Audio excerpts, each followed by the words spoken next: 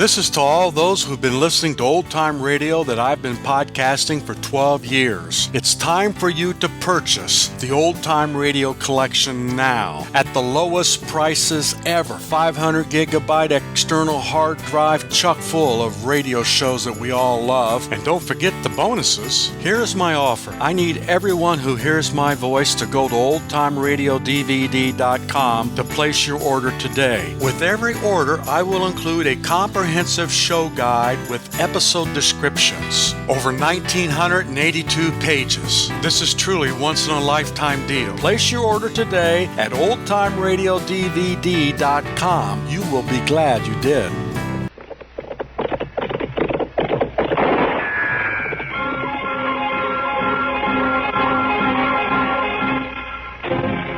Around Dodge City and in the territory on West, there's just one way to handle the killers and the spoilers, and that's with a U.S. Marshal and the smell of gun smoke.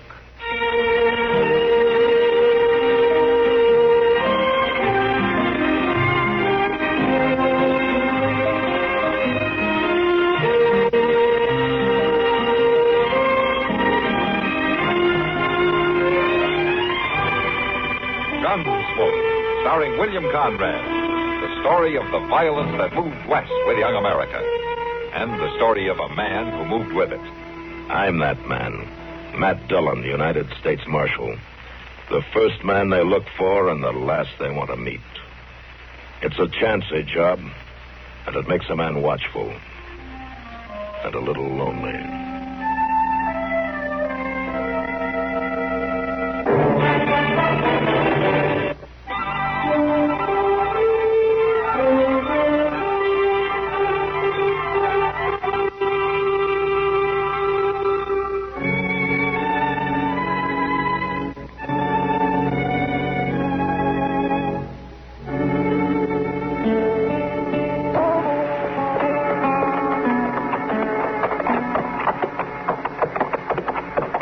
Nice morning, ain't it, Mr. Dillon? Uh-huh.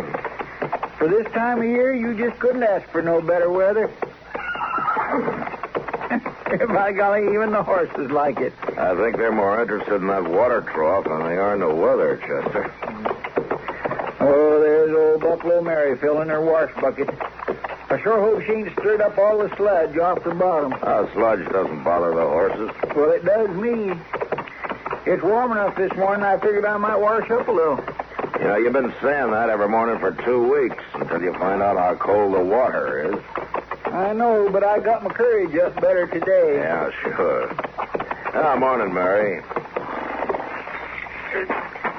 Morning, Miss Mary. Marshal, Mr. Proudfoot, I didn't hear you at all. Reckon my faculties are starting to go. No, you were just too busy, that's all. Doggone if that water ain't still pretty cold. I figured it would be. How's the world been treating you, Mary? I reckon I don't see much of the world, Marshal, except in this dirty clothes. Yeah, I get the same feeling sometimes. Are you keeping busy, are you? To tell you the truth, Marshal, if the day was 2 hours longer, I'd still be short of time. Oh, is that so? If it ain't washing and ironing, it's packing water for the tubs.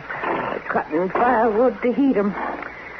Oh, it's a tired full night. Sometimes I could just drop right in my tracks. Yeah, I know what you mean. I've been aiming to come by the jail and get them shirts of yours for the past 2 days.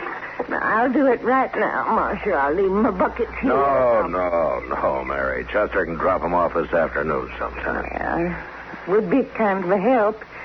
If it ain't too much trouble. No, it ain't no trouble at all, Miss Mary. That's mighty kind of you, Mr. Proudfoot. Oh, I'm glad to do it. Truth is, I'm a little put out today.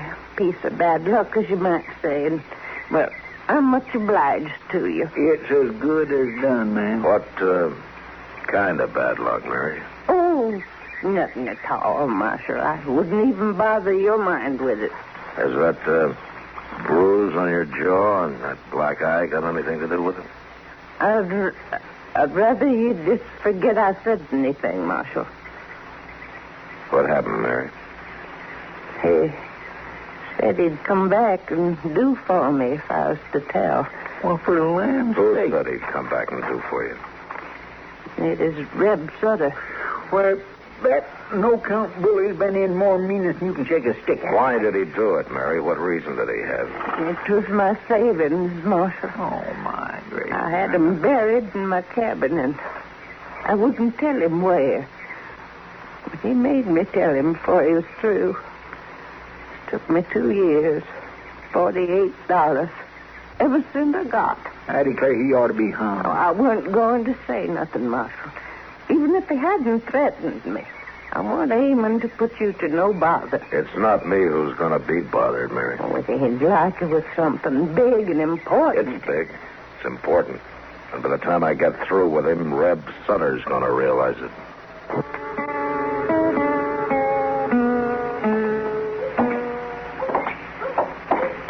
That fella sure has a doggonedest luck, Mr. Dillon. We'll find him.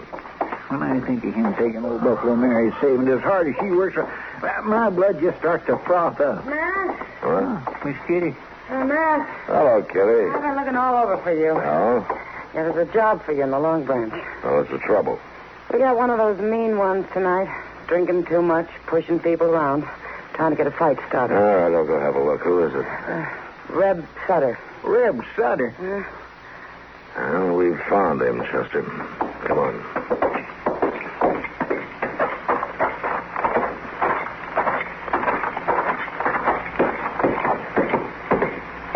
Oh, Yeller, that's what's the matter with you. That's him, all right. I just stood up here Yeah. and told you all I can whip any man in this room.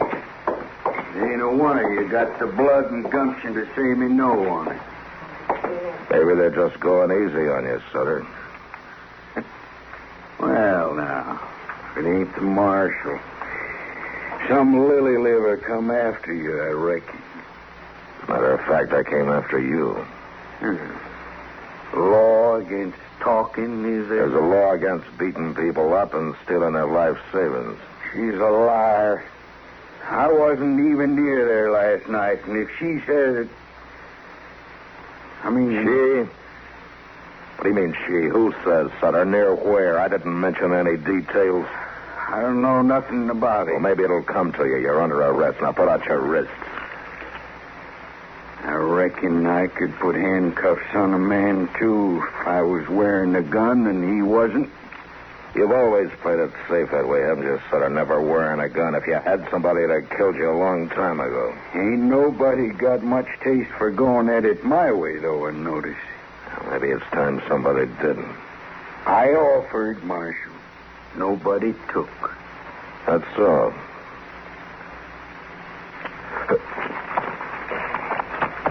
Chester. Here, take my gun, will you? All right, sir. All right, Reb, I've already told you you're under arrest. I heard you. And I'm going to put these handcuffs on you one way or the other. I ain't never been handcuffed yet, Marshal. I don't reckon I'm starting tonight. Uh-huh.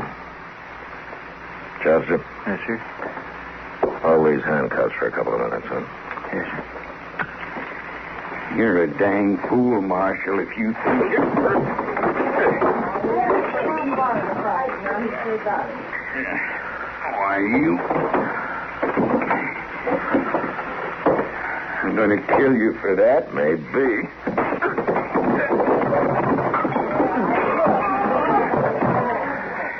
Now, you can stop at any time, Sutter. By just sticking out your wrists.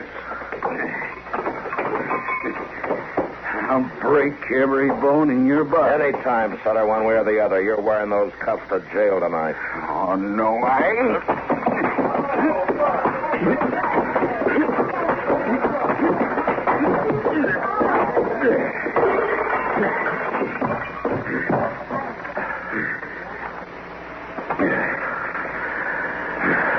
Chester, give me the handcuffs.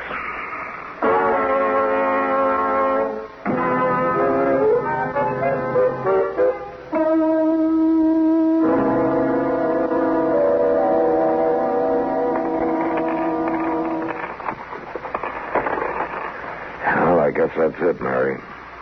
84 cents, Marshal. That's all they had left out of Yeah, I'm afraid so. He managed to hit almost every saloon in town. 2 years of hard work. And he drunk it all up in one day. Well, he's going to jail for it, Mary, if that's any satisfaction. Well, Judge Bent says the case against him is solid. He hasn't got a chance of getting off. seems like there ought to be a better way somehow. Something that's got more justice in it. I mean, him going to jail ain't going to get me my money back. You may be right, Mary, but... Well, I'm sorry, Mary, but I guess that's about all I can say. Oh, I ain't blaming you none, Marshal. I'm mighty obliged and grateful to you for letting more important things stand by while you took time to help nobody like Now, me. Mary, don't... Oh, I mean it, Marshal. It was mighty good of you. And you too, Mr. Proudfoot. Oh, well, I'm glad to do what I could, Miss Mary. I'll be getting on now. I'll have your shirts for you Thursday. There's no hurry. Well, good night, all. Good night. Doggone if she ain't right, Mr. Dillon. Just sending Reb Sutter to prison ain't going to help her none. Something harder ought to be done about it. Chester, something is going to be done first thing in the morning.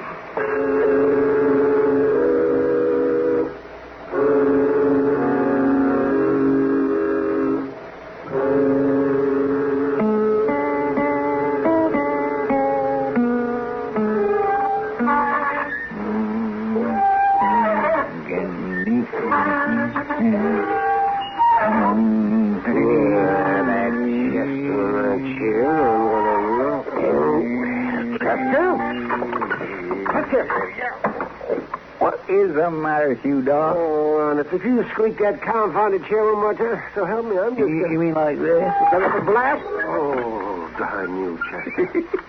You mean a little noise like that's enough to get you all pecky? A little old noise like that's enough for me to cut your throat if you keep it up. Oh, my, you got bad nerves, Doc. Old Chief Thunderbolt makes up a kind of a tonic they say is supposed to cure that. Oh, Chief Thunderbolt doesn't know no more about medicine than you. Bad nerves and a tonic. Lots of people gets it from him and takes it regular. And a lot of people are fools, too. I don't know. They claim it does them good. Oh, Chester, my nerves are all right, and that tonic of Thunderbolts is 60% hogwash and 60% rot-gut whiskey. Well, now, look here, you can't have no 120% or nothing. I can have 100,000% if I want to. That's a bunch of Chester. Well, I'm just shifting my weight, Doc. Then don't shift it. Leave it where it is. Folks who takes that tonic regular don't stir up no big ruckus just 'cause somebody happens to lean back in their chair once in a while. Folks who take that tonic are dead from the neck up before they take it and from the neck down after. Oh, how are you, Doc? Anything out of the ordinary, Chester? No, sir. Not a thing, Mr. Dillon. Except I was beginning to figure you was going to spend the whole day over there at Judge Bent. What are you up to now, man? Just playing fast and loose with the law, are you? No, not according to the way the judge sees it. Chester, go get Reb Sutter out of his cell, will you? Yes, sir. Oh, Chester. Whoa, Doc, the man can't get out of the chair without squeaking at some, can he? I swear I never sees it. It's all done to do over a picky on his little old noise. Oh, that boy. Thunderbolt tonic. Bad nerves. Oh. You, kind of on the prod today? I am not on the prod. You know, sometimes a person's blood gets thick during the wintertime, and come spring, he needs a good tonic. Matt, Yeah. I'm getting up out of this chair, Matt. I'm going to walk slowly and carefully to the door. I'm not going to lose my temper. I'm going to keep my voice down. I'm going to open the door, step outside, and say goodbye. Goodbye, Doc. Did the doctor leave? Yeah, he just left, Chester. Oh, come on in, Sutter. I want to talk to you. Yes, sir. Whatever you say, Marshal. Reb, you've had 2 days in the jail cell to think it over. You probably realize how things stand against you, don't you? Ain't good, I reckon. Now, if you go to trial, you're going to be convicted. There's no doubt about it. I kind of figured that, Marshal. The least sentence you'll get off with is 2 years, and it may run to 5 to 7. Unless we can work something out. What do you mean? Now, sending you to the penitentiary will satisfy the law, but it won't help Buffalo Mary very much. Now, you stole $48 from her, and you spent it. Well, can't pay it back to her, Marshal. I ain't got one red cent to my name. I know that. But you have got a good, strong back, though. What's that got to do with it? Judge Bent can postpone your trial and leave you in my custody for the time being. What are you saying, Marshal? Now, if you agree, we can work it out this way. First thing every morning, you'll pack enough water over to Mary's place to run her for the day. And then you'll spend the rest of the day cutting firewood and stacking it behind her cabin. Now, you'll sleep in your cell and you'll be fed at the jail table. How does it sound to you? How long did I have to do it, Marshal?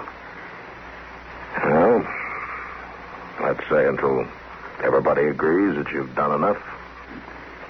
What happens then? If you stick to it and play square, the case will be dismissed. Yeah, but now, Mr. Dillon, if you turn him out to pack water and carry wood, he'll run off. I don't think he will, Chester. You're right, Marshal. I ain't gonna run away. You see, I've been doing a lot of thinking these last 2 days. It ain't nice to know the only reason people know your name is because you beat up an old woman. There's other things, too, Marshal. I don't have to tell you that. Oh, what do you say? Where's the woodpile?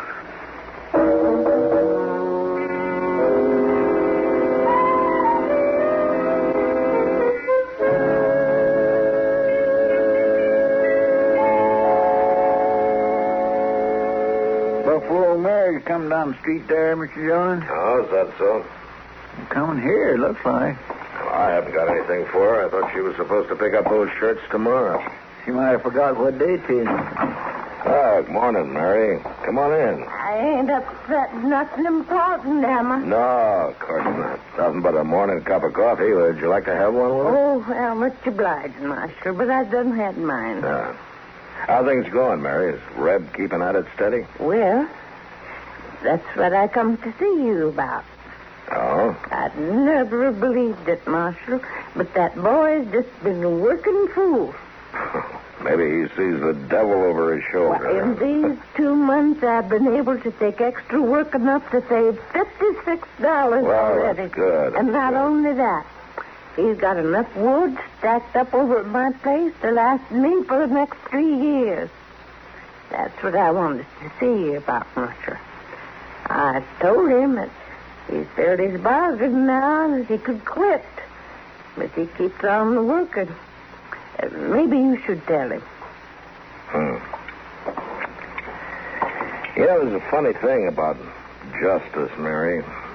Sometimes it's all bound up with a person's conscience. I guess I don't quite understand, Marshal. Well, I think in this case that Reb has to feel that he's paid his debt not only to you, but to a lot of other people, too. So let's let things go on for a while, huh? Now just wait till Reb comes to us and says he's ready to quit.